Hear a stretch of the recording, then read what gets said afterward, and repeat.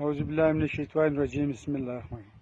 دا رملخه تا ته موږ څو واره نور هم ویلي دي چې ته دلته مه راځه، ته دلته چیش له راځې. یاره موږ دا خپلې کیتیانې دي ستی د لاسه موږ ولاک په ژوند خوند اخیست.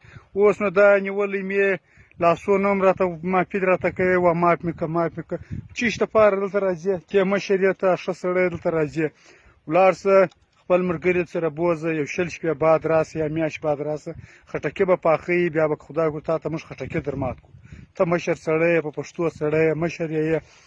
دلته د علاقې مشرانو موږ در دا ځای کړي یو، ته هم دلته راسې ته موږ سره که په موږ کار مه لره، موږ غریبان خلک خپل کار ژوند مې په مخ اخیستی دي. یاره ولاړ شه په سمه ولاړ شه، که په سمه نه ځې. دلته د مشران د لاسه موږ دلته 200 مړي سره کړي دي پر دا پیسو پر دې به دا شنې کیتۍ دا پنیریان دا پیلزونه ته دا بزګران ته وګوره چې خواران در په در دلته ولاړ دي. ته چیش کې دلته راځې؟ یاره موږ ډېر په نس سره ماړه سولو چې تومره پسې رالې. چا خطا ایستی؟ الله پاک د کومه ځای سره واستولس. ولاړ شي برته هغه خپل ملک له ولاړ شي یا خپل ځای له ولاړ شي. وروره موږ دوی ته مات یو، بلکل درته مات یو. بس په موږ مازې کار مه لرئ. وروره دلې راځئ دوزان وخورئ، دوزان ستی به الله وایي کرغنې وخورئ، لوټې وخورئ، ډبرې وخورئ.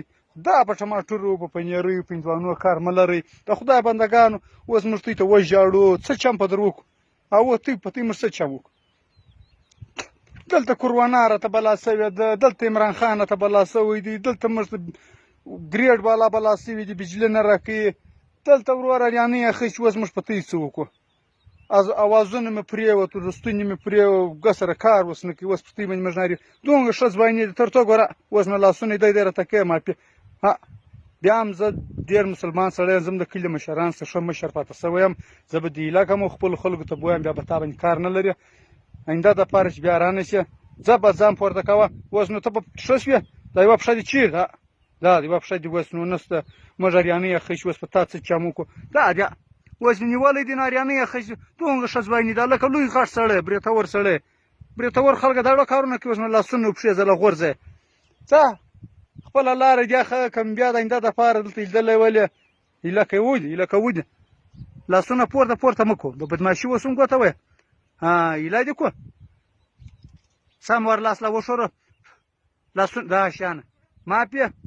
بس د آینده دپاره بیا نه کوې نور ته به هم سر خلاصوې چې وروره ولاړ شي. ته د الله پاک عذاب یاست چې الله پاک په کومو خزانو کې ته ته رزق روزي درکړي هغه ځای له ځي. دلته بس مه راځئ، موږ ته طاقت والله که لرو.